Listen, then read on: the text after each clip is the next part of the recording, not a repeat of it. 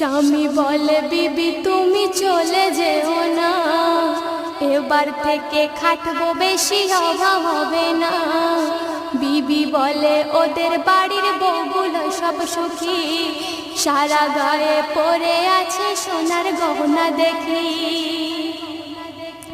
ওদের মতো আমার গায়ে, বিবি বলছে ওদের মতো আমার গায়ে সোনার গহনা নাই রে, থাকবো না এই ঘরে। ও আমার মা বোনেদের বলি রে, শোনো কান ভরে।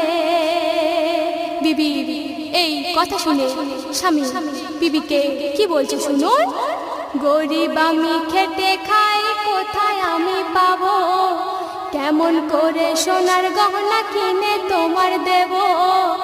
এই কথা শুনে বিবি খাওয়া দাওয়া ছেড়ে ঝগড়া করে স্বামীর দিকে যাইতে